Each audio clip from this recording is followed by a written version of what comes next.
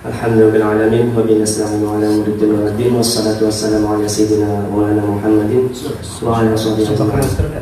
Amma ba'du, kang kula mulyakaken Gus Haji Robi selaku Ketua MDS Rijal Ansor PC Kabupaten Serang.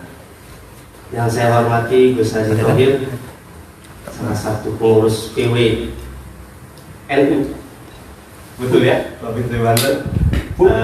LBM bagian bawah, bagi wakil ya, bagian lembaga Bahsul Masail NU Provinsi Banten. Sangat bersyukur, alhamdulillah pengajian kita kali ini dihadiri oleh orang-orang spesial, orang-orang penting. Selanjutnya yang saya hormati Ketua MDS Rijal Ansor PAC Kramat Watu, yaitu Al-Ustadz Ubad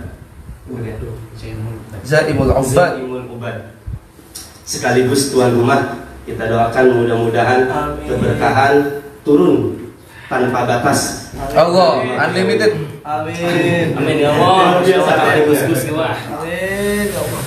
Dan pada Asep Koryon PAC Kramat Watu, Al-Ustadz Asep Saifuddin yang tadi memimpin tahlil, serta provos kita. Oh, luar biasa. Alhamdulillah Kramat Watu punya provos. Sahur takbir. Lain provos. Senior kita Al-Ustadz Misbah, serta pada seluruh anggota yang lain, karena jumlahnya yang terlalu banyak serta tidak mengurangi rasa hormat saya. Sungguh-sungguh saya menghormati semuanya. Sekali lagi kita bisa berkumpul dalam acara rutin kita Dui Minggu pengajian Rijal Ansor Kramat Watu. Ini adalah kali kedua, tuan rumahnya Ustadz Zaimul Ubad. Baiklah, saya ditugaskan untuk membacakan, sekedar membacakan ya, bukan menjelaskan. Oh, menjelaskan juga. Karena memang sini membacakan. Kitab yang dipilih adalah kitab Safinatun Najah, cuma akan saya sedikit mengambil referensi dari syarahnya Safinah, yaitu si kitab Kasifatus Sajad karangan Syekh Nawawi Al-Bantani, ulama masyhur dari Tanara, dari Banten, dari Jawa, Indonesia. Luar biasa, alhamdulillah.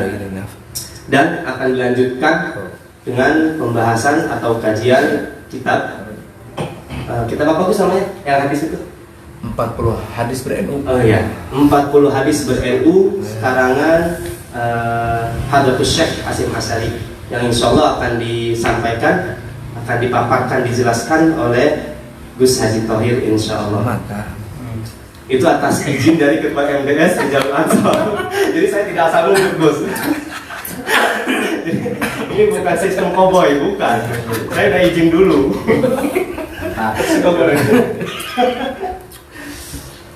Baiklah, mempersingkat waktu. Bismillahirrahmanirrahim. Qala al-mu'allif rahimahullah ta'ala wa nafa'ana bi ulumihi fid dharain amin ya rabbal alamin. Kitab Safinahnya enggak ketemu. Ini juga kitab siapa enggak tahu saya ini. Awang lah. Wih. Luar biasa. Langsung ke pembahasan. Sallu ala Nabi Muhammad. Salli alaihi. Awalnya itu adalah ini, alhamdulillah. Bismillahirrahmanirrahim. Kelawan nyebut asmane Allah kang welas tur kang asih, saya pakai cara makna Banten yang singkat padat. Kan jadi ada sebagian Banten yang memaknainya agak panjang. Kang welas ing dalam dunia akhirat, tur kang asih ing dalam akhirat belaka. Saya ambil makna pelamunan, singkat padat. Udah Allah. Kang welas tur kang asih. Karena takut salah kalau panjang-panjang. Alhamdulillahirabbil alamin wa bihi nasta'inu ala umuri dunya waddin. Utawi sekabeh puji iku tetep kedhe Allah kang pangeran wong alam kabeh. Wa bihi lan lawan Allah nasta'inu jaluk pitulung kita ala umuri dunya ing atase sakehe perkara dunya waddin lan agama.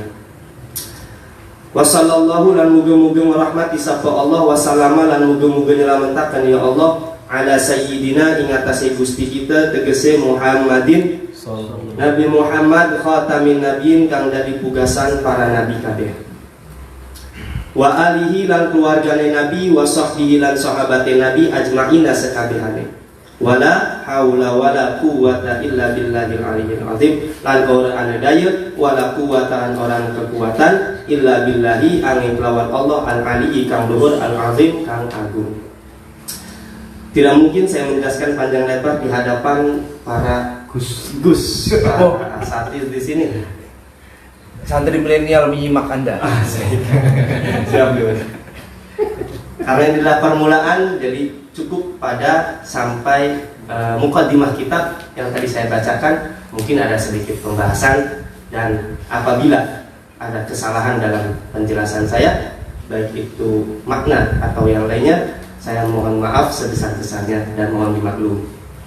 Nanti kan ada forum diskusi, kalau memang ada yang salah, mohon dikoreksi langsung agar saya tidak salah selamanya. Allah. Bismillahirrahmanirrahim. Sudah menjadi tradisi, bisa dikatakan seperti itu. Setiap pengarang kitab, mu'alif kitab mengawali karangannya dengan Bismillahirrahmanirrahim. Sudah jelas itu adalah iktidaan bi kitabillah, mengikuti kitab Allah.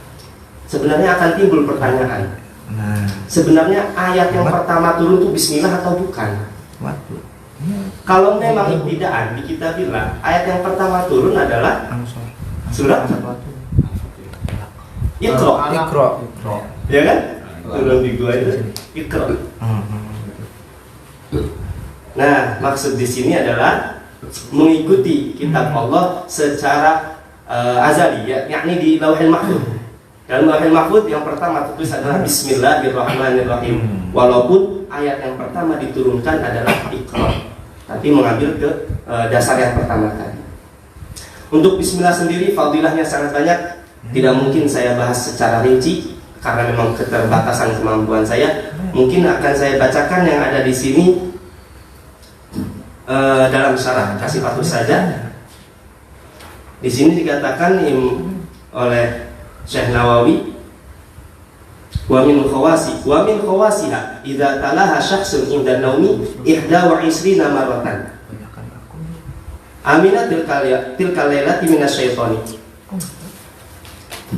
Ini saya bacakan sengaja, mudah-mudahan kita semua bisa mengamalkannya. Yang dijelaskan di sini adalah dari kekhususan basmalah di sini ada banyak. Salah satunya yang dikutip oleh Syekh Nawawi adalah barang siapa, bukan basmalah, Fatihah.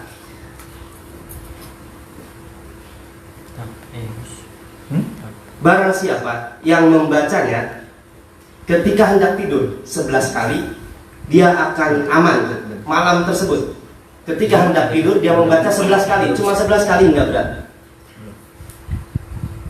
Saya kira dengan jumlah yang sedikit ini kita mungkin bisa mencoba sekali 2 kali.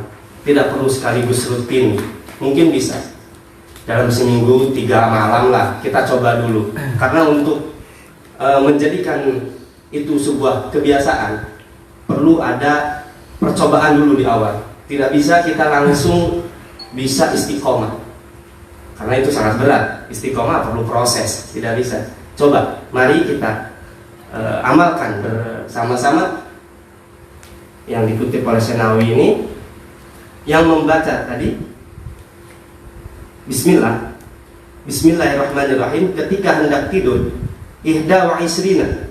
Oh, berarti salah, bukan 11, 21. Mohon maaf, 21 kali Bismillahirrahmanirrahim. Enggak sampai 5 menit kayaknya. Apalagi bagi yang pernah mondok ya, yang santri, biasanya wiridan aja la haula wala quwwata illa billah segitu sulitnya diucapkan. Tapi kalau lagi wiridan itu bisa cepat. La haula wala quwwata illa billah. La haula wala quwwata illa billah. Udah enggak ngitung, enggak melihat hukum tajwid itu, enggak usah. Ini Bismillahirrahmanirrahim dibaca 21. Benar enggak, Gus? Biasanya mujahadah kalau lagi di pondok, ingat waktu di pondok mujahadah. Udah enggak ingat tajwid, enggak ingat apa. Yang penting dibaca jumlahnya sekian. Ini Bismillahirrahmanirrahim 21 kali, enggak berat. Hendak tidur akan aman dari godaan setan pada malam tersebut. Tidak akan diganggu. Ini yang biasa mimpi-mimpi. Apalagi mimpi basah. Mimpi basah itu katanya dari setan tuh katanya. Waduh. Manaf ini. Iya. Banjir. Bahkan enggak ini ada pengalaman manakib ya. Bahkan kan diceritakan Syekh Abdul Qadir Jilani ya, dalam manakib tersebut dikisahkan beliau mimpi dalam satu malam berapa puluh kali. Luar biasa. Apa namanya? Junub, mandi lagi, junub, mandi lagi, junub, mandi lagi. Itu kan hati-hati nih. Kecuali mimpi ketemu Rasul lah, itu udah pasti. Nggak mungkin Rasul bisa ditiru oleh setan. Tapi kalau manaf ini nggak tahu nih. Mimpinya mimpi ketemu siapa kamu nak? Nah, untuk aman dari godaan setan seperti itu, bacalah basmalah Bismillahirrahmanirrahim ketika hendak tidur 21 kali. Santet ya umpan. Wah, kita lihat selanjutnya Gus. Kalau santet itu urusannya ke siapa nih? Saya nggak tahu nyebutnya ke siapa nih. Jam Mustomi. Jam Mustomi. Wah, itu tukang misbah. Silakan konsultasinya. Lalu dilanjutkan, akan aman juga rumah orang tersebut. DRA. Rumah orang yang membaca basmalah 21 kali hendak tidur akan aman dari pencurian. Tuh. Akan aman dari pencurian, minasitqoh. Dan juga min mautil fujati. Tuh, kan Mati santet. mendadak. Ada. Mati mendadak kayak gimana? Ya tiba-tiba mati. Mendadak namanya juga. Mau saya apa? Cek. Jadi akan aman. Nanti udah ada nanti. Dia memang perlu ini. Amalan yang sangat simpel, mudah dilakukan, tapi khasiatnya sangat luar biasa. Apalagi melihat poin terakhir, aman dari mati mendadak. Coba kita banyak urusan tiba-tiba mati. Kena santet katanya. Kena santet. Kalau itu Ustaz Bismillah lagi jera itu mati. Mati konyol, alhamdulillah. Ngomong-ngomong masalah mati, manusia itu bukan dilihat ketika dia lahir, tetapi dilihat ketika dia meninggal. Allah. Kita bisa lahir dari mana saja. Bukan, maksudnya dari keluarga mana saja. Manusia bisa lahir. Orang tersebut lahir dari orang tua yang hebat. Memang ketika lahir, tapi nggak tahu ketika meninggal. Sedangkan tolak ukur manusia dilihat ketika lahir, ketika meninggal. Sehingga doa itu husnul Fatimah, bukan husnul permulaan. Bid'ah. Permulaan, bukan. Husnul. Baguslah ya enggak. Jadi lahir dari kalangan siapapun, hidup sebagai siapapun, yang dilihat ketika dia meninggal. Enggak masalah. Saya sekarang ketua PAC, bukan patokan saya orang hebat, enggak. Lihat saja nanti ketika saya akan meninggal. Tidak dibuktikan bagaimana saya meninggal. Husnul khatimah. Amin. Al-Fatihah. Oh, sudah ditutup gak? Nah, itu sedikit pembahasan basmalah. Seterusnya segala puji bagi Allah, sudah jelas semua ini adalah bi'aunillah, pertolongan dari Allah. Kita pun ini Syekh Nawawi bisa mengarang kitab Kasyifatus saja sudah jelas adalah pertolongan Allah. Dan kita pun sekarang berkumpul, ini sudah jelas juga adalah pertolongan Allah. Sehingga tak akan cukup ketika kita membaca hamdalah untuk mensyukuri semua nikmat Allah. Maksudnya begini, ketika satu hamdalah kita ungkapkan sebagai ganti dari nikmat Allah, maka tidak cukup 1000 atau 2000 hamdalah yang kita baca. Karena nikmat Allah itu sungguh sangat banyak, tidak mungkin bisa terhitung. Wa bihi nasta'in wa ala umuri dunya waddin. Dalam meminta pertolongan Allah tidak hanya dalam urusan agama. Ada sebagian kiai ketika hadarat itu selalu ditambahi litaisiril umuri kulliha, untuk mempermudah segala masalah. Ibarakati al-Fatihah biasanya begitu. Karena memang maksud dari pembacaan seperti itu adalah meminta tolong kepada Allah. Kita nggak bisa, songong banget, songong. Kalau kita ngerasa kita bisa, kita mampu. Sehingga setelah pembacaan salawat salam kepada Nabi Muhammad serta para keluarganya, sahabatnya, Syekh Nawawi sungguh sadar dengan kemampuannya hanya sebagai manusia. Ditutup dengan mukadimahnya ini dengan kata la haula wa la quwwata illa billahil aliyyil azim.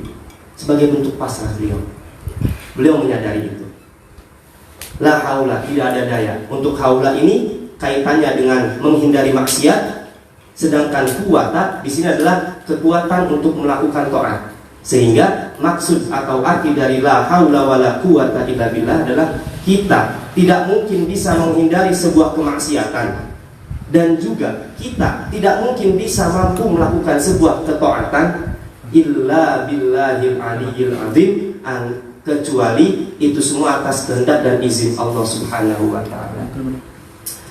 Sekian yang bisa saya bacakan. Sekali lagi, apabila ada kesalahan mohon dimaklum dan dikoreksi. Untuk pembahasan selanjutnya adalah 40 hadis ber-NU karangan Hadratus Syekh Hasyim Asy'ari yang insya Allah akan disampaikan oleh Gus Haji Muhammad Thohir. Nah, ini sebagai bentuk penghormatan kami, Gus. Hanya walaupun itu sepatah dua patah kata, kami sangat menantikan itu. Satu hadis.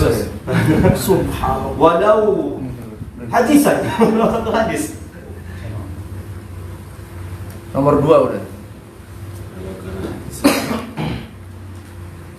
Mungkin tidak melalui pembawa acara, langsung saya yang menyambut beliau. Allah. Ya, benar kan? Supaya nggak ribet kan? Otomatis.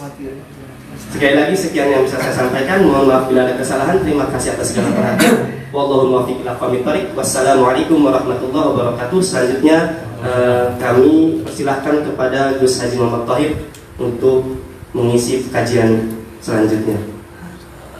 Pada beliau kami persilahkan. Allahumma shalli ala sayyidina Muhammad.